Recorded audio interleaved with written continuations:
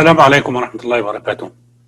Do you have difficulty understanding liver function tests or a problem in reaching a conclusion after seeing LFT report? Then this video is for you. It will make it easier and simpler to make a good conclusion and the right conclusion after seeing LFT reports. To start with, we have to understand that the liver is serving very important functions. As we see in this figure, it helps in metabolism of carbohydrates, proteins, and lipids. It is a very important place for synthesis of proteins, including albumin and coagulating factors, and the complement elements. It plays a very important function, including for the immune system, especially with its Kupffer cells and innate defense mechanisms.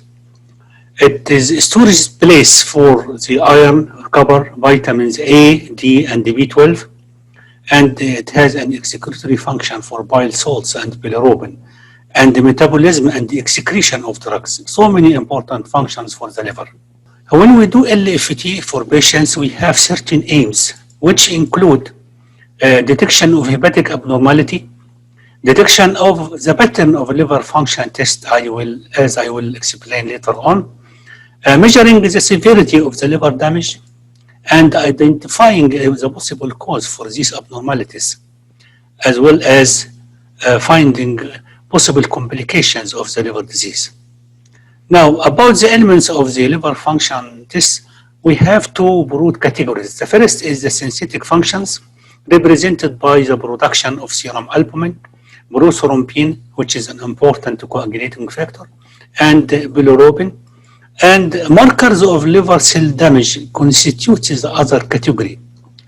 We have specifically two enzymes, the ALT, alanine transferase, and aspartate transferase, or AST. Also, we have the alkaline phosphatase and the gamma-glutamyl transferase. All these enzymes, when found in the blood in higher than usual concentration, indicates there is a damage of the hepatic cells. Now, let's see about these elements in some detail. Bilirubin actually is formed by two parts, direct or conjugated and indirect or unconjugated. If you look at this diagram here, you will notice that the old RBCs in the spleen are destructed, releasing the globin, the protein part, and the heme, which again is dissociated into iron and bilirubin.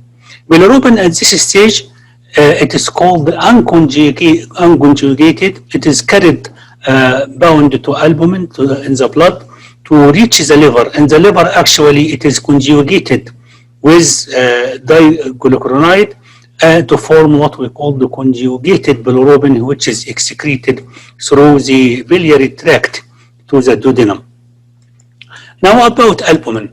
Albumin actually represents about half or 50% of the plasma proteins, and it is synthesized by the liver and excreted into the bloodstream at rate about 10 to 15 grams per day.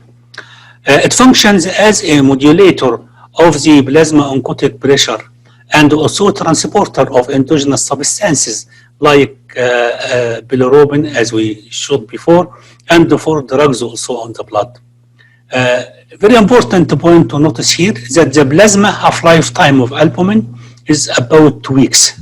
By plasma half-life time, we mean the duration which is needed to lower the concentration of albumin from a certain level to 50% of this level.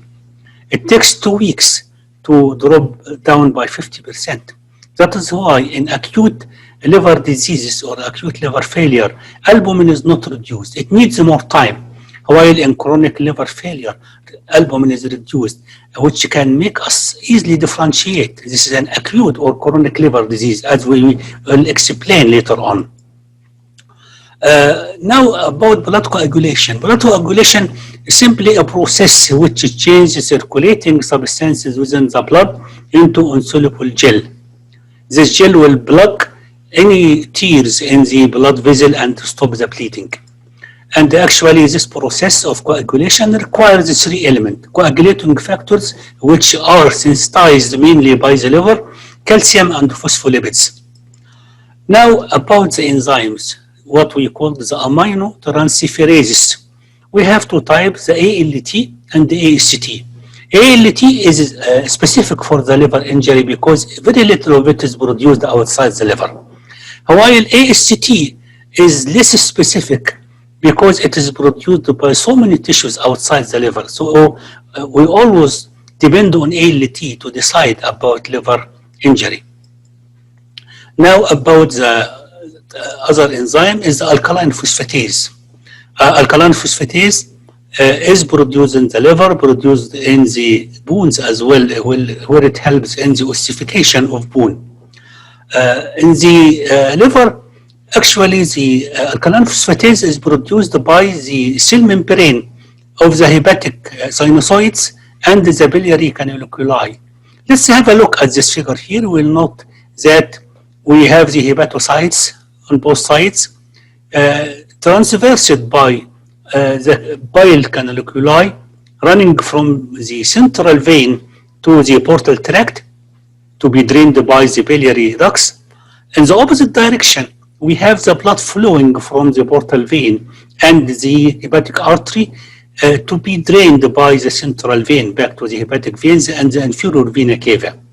Since the alkaline phosphatase is produced by cells in the biliary ducts and in the blood sinusoids, any obstruction in the biliary system or infiltration of the blood sinusoids, as in metastasis, alkaline phosphatase will be raised. To decide that the alkaline phosphatase of hepatic origin, since it is produced by other areas like the bone, like the intestine, we look for other enzymes of the same area produced by the liver. If we find that the gamma-glutamyl transpeptidase or the 5-nucleotidase are increased as well as the alkaline phosphatase, then we are sure that the alkaline phosphatase is of hepatic origin. The gamma-glutamyl transferase. It is produced by the hepatocytes and by the epithelium lining small bile ducts. And when we find a pattern consisting of mild increase of the AST and the ALT, but much more increase in the alkaline phosphatase and the gamma-glutamyl transferase, the GGT, then we talk about cholestatic or obstructive pattern. Now, what about patterns of abnormal liver function? Actually, we have 4 patterns. We'll go through rapidly then in detail. The first is the hepatocellular injury pattern. The second is the cholestasis. The third is the asymptomatic abnormal liver function, which is very important because it is very common. And the last is the pattern of chronic liver disease and how to differentiate it from acute liver disease. Let's start with hepatocellular injury. Hepatic cell injury, we got an elevation of AST and the ALT, which is much higher than the alkaline phosphatase rise. If we take this example, in this patient we'll notice, while the normal bilirubin is up to 17, here it is increased to 160 micromole per liter. The ALP is raised. Its upper limit in this study is 130 unit per liter. It is raised to 149. But more important, the ALT, which as we said is specific for liver cell injury, is raised from its upper limit of normal, which is 40 units per liter, to 3,160 units per liter. This is what we call the hepatitic pattern. Much more increased of the ALT in comparison to the rise of the ALP. It can happen with the viral hepatitis, it can happen with alcoholic hepatitis, it can result from any hepatic cell damage. Whatever the cause, you have hepatic cell damage, this pattern will be shown. The next pattern is the cholestatic pattern. Here we have a predominant elevation of the alkaline phosphatase. If we look at this example for this patient, again, with upper normal for bilirubin, the level is 17, this patient has bilirubin of 92 micromole per liter. Then we have the alkaline phosphatase raised from upper normal of 130 to 893. And the GGT, gamma-glutamyl transferase, is raised from upper normal of 48 to 1143. Agreed, the AST and ALT are raised from the normal 40 unit per liter, which is the upper limit of the normal, to AST to 131 and ALT to 178. But still, it's much less increase than the increase in the ALB and GGT. When we found this pattern of much raised ALB and GGT, we'll talk about cholestatic pattern. We have a biliary cholestasis, either due to drugs or it can be due to obstruction, either intrahepatic or extrahepatic. So the third pattern we can encounter is the asymptomatic abnormal liver function test. This is very common problem we are facing daily. Some patient, for any reason, doing routine investigation and finding the liver enzymes or bilirubin is raised. He has no symptoms, but we have to find what is the reason for this. We have actually two categories of isolated or asymptomatic liver enzyme elevation. The first is the isolated hyperbilirubinemia, the increased bilirubin. Only bilirubin is increased in the liver function test and no other thing affected. What can be the cause? Actually, this is divided into two types. The first one we call the unconjugated hyperbilirubinemia, which has two main reasons or two main causes. The first is hemolysis, because as we explained in the production of bilirubin, destruction of RBCs started the process of generation of unconjugated bilirubin. If the production is increased as in hemolysis, unconjugated bilirubin will be raised. If we find this, we have to diagnose hemolysis by three elements. The first is the reduction of hemoglobin, which is natural because the RBCs are destructed, is hemolyzed. And we will find that the reticulocytic count is increased because actually as a compensatory mechanism, hemolysis or destruction of RBCs result in more production of RBCs from the bone marrow, meaning the bone marrow will be in a sort of hurry to produce more RBCs. More reticulocytes will be released in the blood. Its percentage will be higher. We'll got what we call the increased reticulocytic count or index. The last element which is needed for diagnosis is to have reduced haptoglobin level. Haptoglobin is a protein produced by the liver and necessary of transfer of the damaged cell hemoglobin out of the spleen or out of the circulation. If we cannot find these three elements, most of the cases are due to Gilbert syndrome. Actually, Gilbert syndrome is a hereditary condition in which the enzyme uridine 5-diphosphoglucuronidase transferase, abbreviated as UDP, which is responsible for conjugation of the bilirubin in the liver, has a sort of reduced activity, especially in cases of fasting. When the patient is fasting, the activity of the enzyme is reduced, decreasing the rate of conjugation of the bilirubin, resulting in increased level of unconjugated bilirubin in the blood.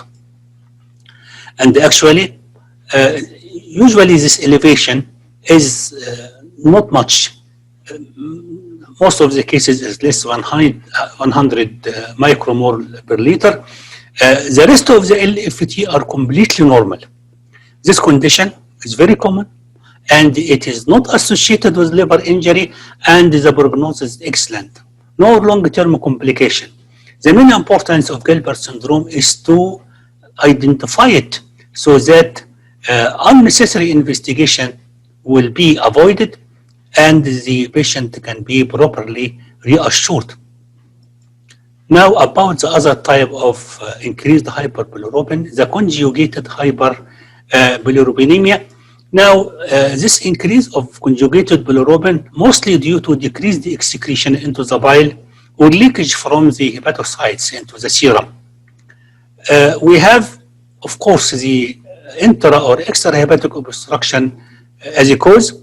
And we have also a hereditary condition, the Dobin-Johnson and Rotor syndrome. These two conditions can induce the conjugated hyperbilirubinemia, but they are very rare conditions compared, for example, to Gerber syndrome. So our duty in such cases first is to exclude hepatic obstruction. Simply, you can exclude it if we find that the ALB and the GGT levels are normal.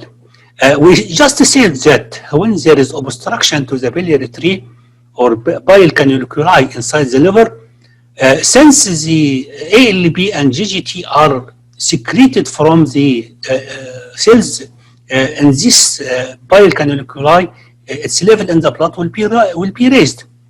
If we can find that the ALB and the GGT are normal, while the bilirubin, the conjugated bilirubin, is raised, we can assume the presence of one of the hereditary syndrome like Dobin-Johnson or Rotor syndrome.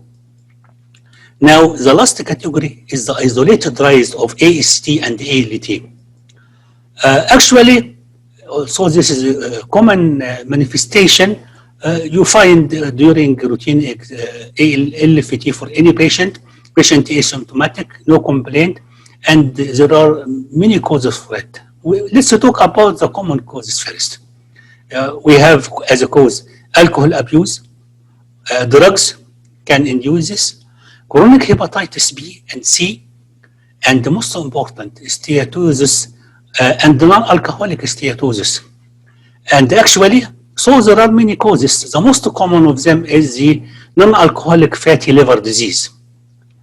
And in that condition, we'll find chronically elevated serum enzymes without any increase in the bilirubin, no change in the albumin, no change in the INR, just elevation of the transaminases. Of course, there are less common causes for raised AST and ALT, like autoimmune hepatitis, hemochromatosis, Wilson disease, and the alpha-1 antitrypsin deficiency. Each one of them has its own specific investigation. But usually, when we find this phenomena of raised AST and ALT with normal liver function for other elements, we will manage like that. First, we get history for alcohol intake, and we review the drug history of the patient, looking for any drug which can be the cause of this raised AST and ALT. We'll do ultrasound of the liver, which can detect fatty liver or non-alcoholic fatty liver disease. And the last thing we do the HEPA markers, HBsCG for detection of hepatitis B, and anti-HCV for detection of hepatitis C. As I said before, the most common cause of this elevated or isolated elevation of transaminases is non-alcoholic fatty infiltration of the liver. Of course, this condition is not that benign as we saw before, as in long run, some patients can develop cirrhosis. So such patient can be advised to do more exercise, to decrease the body weight, as most of them are overweight. If they are diabetics, to control the blood sugar more, and important also to keep monitoring for them for detection of any complication, as they are liable to have cirrhosis of the liver. The last pattern we can recognize in liver function test, or the last duty, is to differentiate acute liver disease from chronic liver disease. We can easily detect and say this is abnormalities, acute or chronic, by looking at two elements, which are actually two of the synthetic function of the liver. We already know that the liver sensitizes albumin and prothrombin, which can be reflected in the international normalized ratio, or INR. As we explained before, albumin has a long plasma half-life time. So in acute liver failure, albumin will be normal. It needs more time to decrease. And so we will find the only abnormality in acute hepatic failure from the synthetic function is the prolonged INR, and albumin is normal. While if this is a chronic liver disease, both of them will be affected. Albumin will be low and the INR will be prolonged as well, such in cases of cirrhosis. This concludes our discussion tonight for interpretation of liver function tests. I hope it is clear, and all comments and questions are welcome. So please, if you find this video is helpful to you, don't forget to subscribe to my channel, to like, and to comment, as your comments are important so that it can be answered, and also you can suggest to me any subjects you find difficult or in need of explanation I can use for my next lecture. Thank you very much for your attention, and see you again.